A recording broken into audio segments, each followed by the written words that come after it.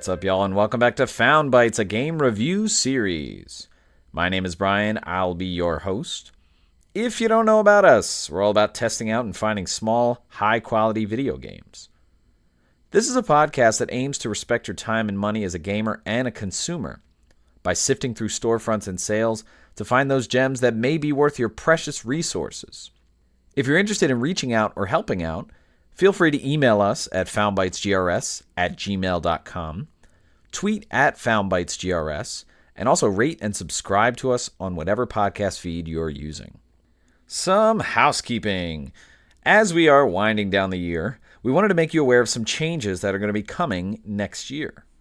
First, as a response to a lot of the feedback I've been getting from friends about the show, I'm going to dedicate one episode each month to giving quicker, rapid-fire impressions of a bunch of games, mostly ones that didn't quite make the cut for the show. We're going to give a brief synopsis of the game and sort of reasoning why it didn't make the cut. Also in these monthly installments, we're going to be highlighting recommendations for games that are currently on sale. And some of these might be games that have been on the podcast before. But mostly, this is going to be games that are currently on sale just as like a notification. And it's going to be relevant for the time of the publishing of the episode. So this is going to encourage more listeners to stay current with us, while also trying to just notify about great deals that are currently happening. And if you've been following us on Twitter, you may have seen that I've already been doing this, but I'm not sure how many people it's reaching, and also I don't know the long-term viability of Twitter at this point. Lastly, we wanted to make you aware of a special episode series that we're going to start airing monthly through the podcast called Developer Spotlight. This is going to be a longer-form interview series with actual indie developers. If you are a game developer and interested in talking with me, please reach out in any of our channels. If you're a bit hesitant about it, feel free to listen to a couple of the episodes that are going to come out and see kind of what the format's going to be. I have a couple recorded so far, so I'm hoping this will be a fruitful and engaging endeavor and make for some pretty good content. We should be starting both of these changes in January of 2023, so coming up pretty soon, and they'll affect the show as follows. So these monthly sort of highlight episodes that I'm thinking we're going to call Tales and Sales, those are going to replace the last normal episode of each month as kind of a breather for all of us. And the monthly Developer Spotlight series is going to be published as additional content on about the second or third Monday of each month, depending on where things split. So lots of good things coming to the podcast. Thank you so much for listening and supporting. It really means a lot. And let's see where this thing can go next. But enough about the show. Let's get into our next game.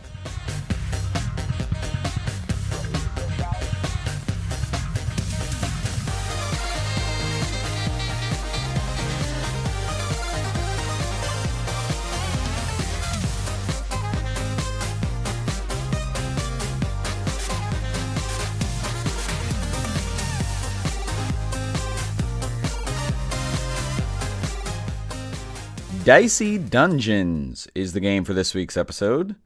Dicey Dungeons is a dice-rolling, deck-building roguelike. And some comparable games. While I haven't played it, I hear and see from screenshots a lot of comparisons to Slay the Spire. But essentially, this is going to be like a Yahtzee meets RPG. And I see a lot of similarities, especially in tone, with a game called Undertale. The game was released in August of 2019 on PC and Mac, December of 2020 on Switch, November of 2021 on Xbox One and Xbox Series S and X, and July 2022 on iOS and Android. So right off the bat, my apologies, this game is not available on PlayStation. And I am very sorry because I know we have a pretty extensive amount of you that primarily play on PlayStation, so apologize for alienating you. I have no idea why this game is not on PlayStation. It is literally everywhere else, and I tried to do some digging, and I haven't gotten any answers. But it is, like I said, available just about everywhere else, so maybe playing on mobile could be a viable substitute. This game is also part of Xbox Game Pass, so if you own Xbox Game Pass, you can play this for free, quote-unquote for free. The game was developed by Terry Kavanagh, who is based in London, so a single developer, and he also published the game on various platforms except for the Xbox platforms. Those were published by Radaleka Games, who also did Ganbare Super Strikers. Shout out to Terry Cavanaugh, one-man band, and also for publishing it himself on majority of these platforms. That must be a pretty big endeavor. The game had a physical release in September of 2022 through Super Rare Games, and that was only on Switch because Super Rare only does Switch releases. And so the game came with a box and I think maybe an instruction booklet, but it had a limited card set. MSRP of the game on console and on PC and Mac, it was released for $14.99, and on the mobile platforms it is $4.99. So interesting discrepancy there because I don't know how different it is on mobile. I can't imagine that it's really that different. And the Super Rare Games edition, which is live on their website, and last time I checked, I think they still have copies there, so you could still grab it. And that's US equivalent of $35 for that. Runtime of the game, 20 plus hours to do everything. It's very hard to gauge because this game I would consider like a pick up and play, kind of similar to maybe like when we talked about Void Bastards. I don't think that you need to finish this game. If you want to do it all, a little more than 20 hours, but that's really up to you. Me, I got this on Switch, and I've been playing it on Switch. I got this for $2. So it was kind of a no-brainer because I had seen the Twitter post from Super Rare Games talking about their release for this, and I was like, oh, this looks a little strange. So it was in the back of my mind, and when I saw it on sale on Switch for $2, I was like, yeah, let me give it a shot. And I've put in somewhere between 5 and 6, maybe even closer to 7 hours playing this game. And like I said, pick up and play. It is very conducive to that, especially on the Switch.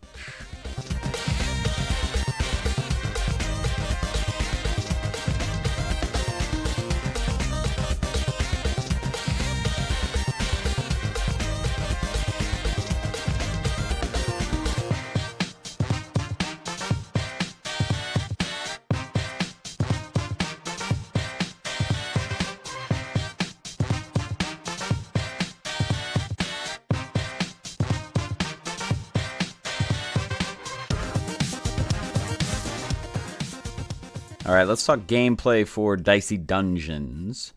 So this is a roguelike, and so you'll be doing runs where it's kind of like go until you die. But it's not going to be like endless, and it's not going to be aimless. It's not going to be like this impossible run. The goal is essentially to complete each run, and when you do, you'll unlock things. Sometimes you'll unlock like a new character type where you can do runs with that character with different sort of ability sets. And then you'll eventually unlock more challenging episodes for each of the type. And so if you look at the start screen, it's where you're choosing your run. And when you first start the game, you're only going to have one option. You play as the warrior. But as you unlock things, you'll be able to select which character. And then within each character, you'll be able to select which episode, and they get more challenging as you unlock them.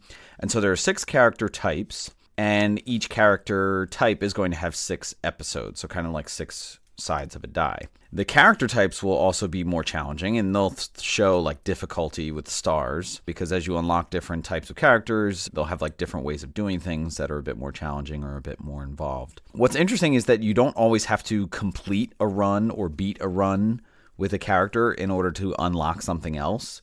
Especially when you first start playing, all that you have to do from what I've seen is just try a run with a character and you'll unlock the next character. That's a pretty good way of just getting people introduced and trying out which character they really like. When you're playing a run, it's fairly simple. There are 5 levels and a boss, and you have to get through all 5 levels and beat the boss to complete the run. Now, the way each level works, it kind of has the format of like just these connected spaces or circles that are 2D flat on the screen, and your character, which is a die, can freely move between them. And then once they get on a space that has something on it, they can interact with it. So you can freely move through just about everything except for enemies. So they're going to be blocking your path. So when you get to a space that has an enemy, you're going to have to fight it. But everything else, we'll have things like apples, which are going to just give you back health. There'll be shops where you can buy certain cards, we're going to call them, which are essentially like your weapons. They're going to be spaces that have like these little things that where you can trade one of the things that you have for one of the things that they have. This isn't always really that good or viable, but certain builds or certain character types, it might be more useful. There are upgrades. It's going to look like an anvil where you can upgrade one of your cards or weapons. There'll be a blueprint where you can copy one of them, and there'll be chests where you're going to find more weapons to add sort of to your repertoire. So the main thing that you're going to be doing is battling. So once you hit up an enemy that's blocking your path, you're going to go into battle. And essentially what's going to happen is, for the most part, it'll start with your turn. And it's going to be one-on-one, you versus this character. And at the top of the screen, you'll see both of your health bars. The goal is to kill the enemy, get their health down to 0. So what's going to happen on your turn is, depending on how many dice you have, it will roll the dice. It'll put up all of your cards or weapons that you have available. And what you're going to do is you're going to pick each die and you're going to put it towards one of the things, one of the weapons or cards that you're using in order to do something. So things that you can do with these, primarily it's going to be do damage to the enemy. Sometimes you're going to get cards that allow you to heal. Some that will actually shield you from a certain number of damage from the enemy, some that'll give status effects to the enemy, and then like some more advanced things, like they'll be like swapping dice or being able to re-roll dice, adding value to a die, or reducing the requirements of the rest of your cards or something like that. Now the cards that you have are going to be based on what you've picked up and what you have loaded out in your sort of inventory. If you look at it from the standpoint of like a Western RPG and like inventory, it's going to be space-based. You have 6 spots that you can put things in, and some things take up 1 spot, some things take up 2 spots, and so you have to arrange it so that things can fit, and you can constantly go to it between battles and change your loadout, and you have a backpack that also has a limited number of spaces, but I've never had an issue with that. Some of the things that you might see with these cards are going to be straight damage. So, for example, it'll have a space to put a die, and it'll say do this many damage to the enemy. So, obviously, you want a high number. And so, if you have like a 6, you're going to probably use it for that. So, you can do 6 damage to the enemy. Some of them are going to have like double damage. It'll say like whatever the die is times 2. Some of them are going to have mins and maxes. So, it'll say, for example, the one that says like double the die damage, it'll say times 2, but it'll say max 4. So that means you can only put a max of 4 die in there. So the max you can do with that is 8 damage. So a lot of little things like that. It's really self-explanatory when you see it. Some other things will have like countdowns with number totals. So it'll be like a 6 in the box. And you'll have to just put in dice that total up to that. And then once you reach that total, it's like a countdown. Once you reach it, it'll do whatever it says it's going to do, whether it's do damage to an enemy or heal or do status effects or stuff like that. And these are interesting because they're multi-turn. So if you don't have enough, like if it says 9 and you only have like 4, it'll put the counter at 5 so that when it comes back up next turn, it'll be at 5 so you can kind of add to it. It's almost like a dice dump. Like if there are dice that you can't use, you would throw them on something like that, which is nice. Some of these cards are repeatable. So it'll say at the bottom, like, can use 2 times this turn or 3 times this turn. And so that's going to really develop some synergy with some other cards. Like you might have a card that says split a die into 2 or like copy or duplicate a die. And so if you can use a die twice on a card that says you can use it twice this turn, you're going to wind up doing more damage. And some will even say like you can use this repeatably an infinite amount of times. So, but most of these cards are going to be you use it once on a turn and it's done for that turn. Some are even going to be, you can only use it once per battle. Like some of the better ones are going to be like that. Like I said, you'll encounter upgrades like these little anvils that are on the map. And so you can actually upgrade your cards. You can only upgrade a card once. But some things that it might do, it might increase the damage on it. It might decrease the limit. Like if it before said a max of 4, it might jump to a max of 5 or no max. Some of the upgrades will actually lessen the space inventory that card takes up, which is really cool because if you have a thing that takes up 2 spaces, now all of a sudden you can decrease it to 1. Now you can fit other moves in your repertoire, which is nice. In terms of status effects, there are a lot of cool things that you can do to enemies that'll really help you with gameplay. There's shocking, freezing, burning, weakening, some other things like cursing that I think the enemy does more to you. But a lot of these can really help you and also harm you because the enemies can do it too. So when you burn dice of an enemy, it burns a certain amount. And what happens is when you see the enemy's turn, you'll see some of their dice inflamed. And so to use those dice, you have to, I think, expend 2 HP. So this can also happen to you. Shocking, when you shock an enemy a certain amount of times, it will make it so that they can't use certain moves or certain cards. And what they'll have to do is they'll have to use a die in order to reactivate that move. So if they don't have that many dice or even that many moves, that can be a good strategy if you have a card that can shock things. Freezing is something else. Dice get frozen. And essentially what that does is if you freeze a certain amount of dice on your enemy or they freeze dice on you, whatever your highest dice are, it's going to change that many of them to 1. Now, this may be a good thing if you're something like the Thief, but for the most part, this is really going to hinder you. So be aware of those status effects. And what's really good about the game is there's full transparency. I never had to wonder what any of these status effects do because as you're sitting there, you can just hit one of the trigger buttons, at least on the Switch, and it'll pop up every status effect that either you or the enemy has at the same time and give you a little blurb. So you're always in control. You're always aware of sort of what is plaguing you. And status effects are a good way, especially if you're fighting a boss, to kind of differentiate how you're doing damage. Because if you just do straight damage, you're probably going to get your butt kicked because you also want to limit the enemy. Once your turn is over, you have to manually end your turn, actually. So basically, whenever you're in a position where you can't use any dice or you're out of dice, you're just going to wind up ending your turn. Some of the other character types actually have things for this. Like I think there's a witch that's really later on where if you have extra dice that you can't use, you can actually throw them at the enemy and do 1 damage. But you'll end your turn manually, and then the enemy will have their turn.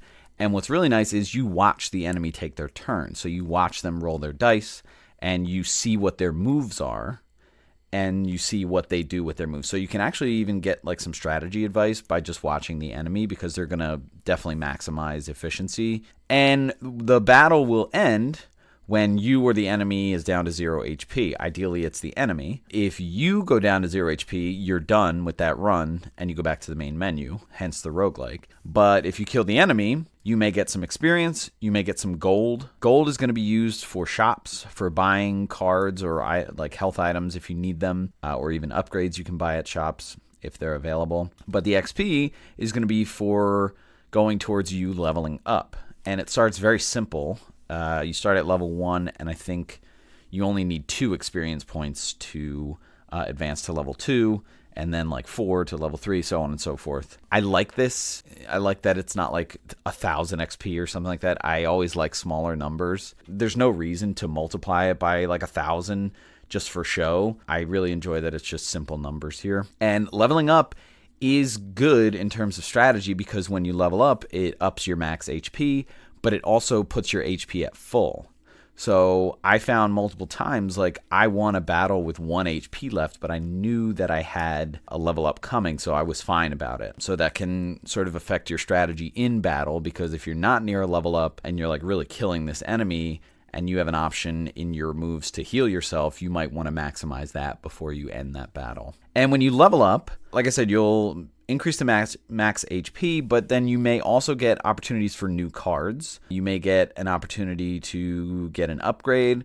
And I think this is dependent on the character type because some of the more advanced ones will have different things happen. I'm not going to spoil too much. Another common thing that's going to happen is you're going to get an extra die to use in your turn in your repertoire, which is great because you want more dice so then you can do more things. In terms of the characters that you have available, like I said, you're starting with the warrior. The warrior is very basic. The second one I think is the thief and then the robot. I really like the variety here. I like the challenge with some of them.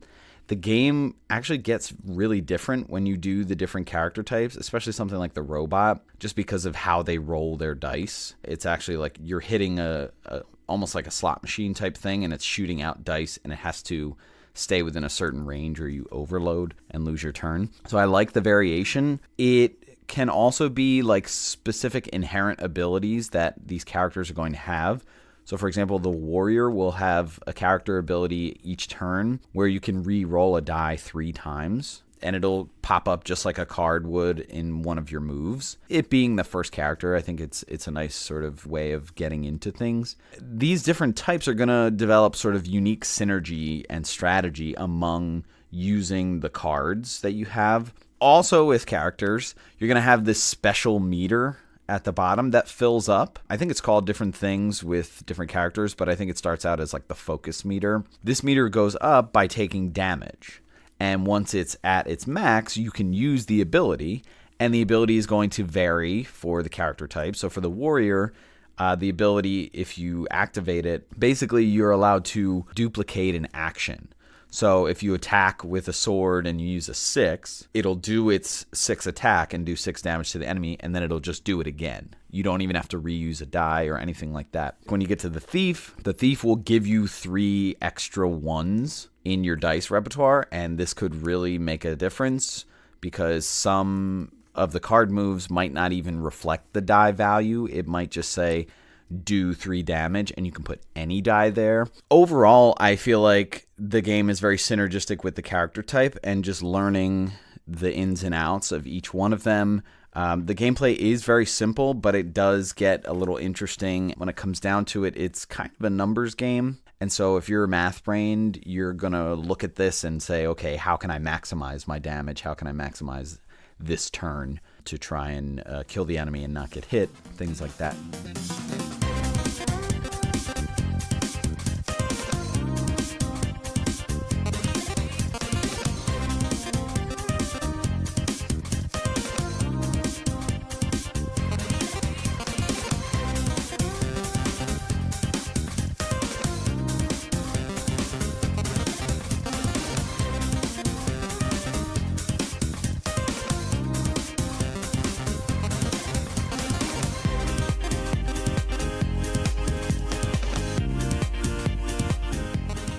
All right, let's talk about the vibe of Dicey Dungeons. This is a very simple premise. It's not trying to do too much. So the idea here is that it's sort of like a game show, and the contestants are the different dice, and they're characters that are turned into dice. It's very silly, and there's a host to the game show. It's Lady Luck. In terms of just the overall feel, it's very understated. Like I said, very silly. It has sort of a budget feel to it, but in a good way. I feel like the game doesn't take itself too seriously, and it's constantly breaking the fourth wall, has sort of humor like that. And this is where I draw a lot of comparisons to Undertale, because I see Undertale as being very similar. Visually, the game is very colorful. Almost looks like construction paper cutouts with a lot of these. Like construction paper like laid on top of each other to make a character. Very simple, most likely hand-drawn. And the characters are just fun and have nice little mannerisms. Like I said, all the characters are dice. And so the different types of characters that you play, like the thief has an eye patch and is holding daggers, like the robot has these robot arms. So I like the differentiation there and just the lighthearted fun. In terms of enemies, a lot of these are random animals. Some are people. You'll see the jester recurring. Sometimes they'll have themed attacks that go with it. Like there's a bully that all they can do for the most part is hit you with fists or throw rocks at you. And then you'll have like a yeti or an abominable snowman or something like that that throws snowballs. And the music in this game, I gotta be honest, when I first started playing, because I was playing on the Switch, I didn't listen to it that much because I was, just sort of laying in bed playing it or sitting there with the sound down. But I dove into this music. This music is so cool. It's so fun. It's high energy. It's like dancey, even jazzy. This was created by an artist called Chipzel. Apparently she makes chiptune music. I didn't know what that meant, but essentially a lot of what she makes is using a Game Boy and sort of the sound or the audio that would come out of a Game Boy into like these house beats.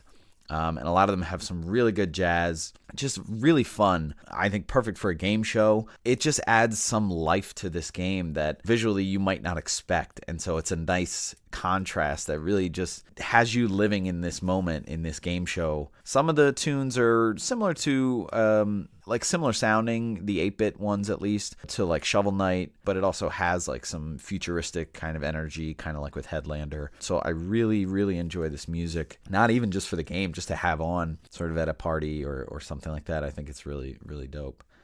Thematically, there's some Dice humor. Like I said, Lady Luck is the host, and so she's always making cracks about things. And I just like the game show aesthetic.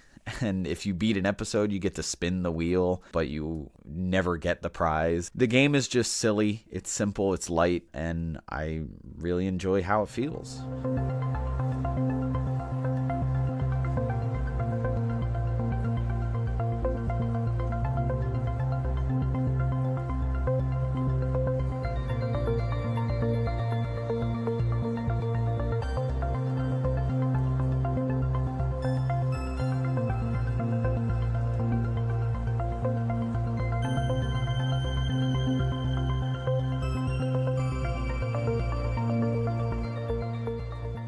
All right, let's wrap up the conversation about Dicey Dungeons.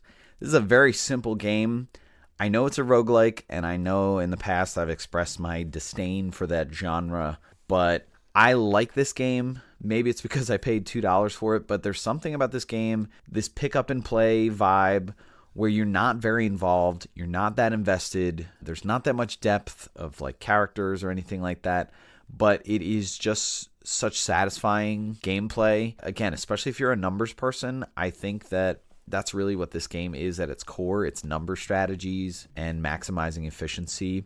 And so if that's something that you're into, this is a great game to just pick up and play when you're sitting around or when you're lying in bed or, in a waiting room or something like that. I really dig this game. I mean, I could tell within the first 5 minutes of playing this game that I really liked it, and it scratched the itch for me. I apologize to my PlayStation listeners. It's not available for you. Again, I have no idea why. There's no reason that this game couldn't run on the friggin' Vita. An alternative, like I said, maybe play on mobile. It's only $5 there, and I think it's a really fun experience. I paid $2 for it. It was a no-brainer for me. I think anything under $10, this game is a definitely must-buy if you're a numbers person and you're looking for something to just get your brain going and be entertained by.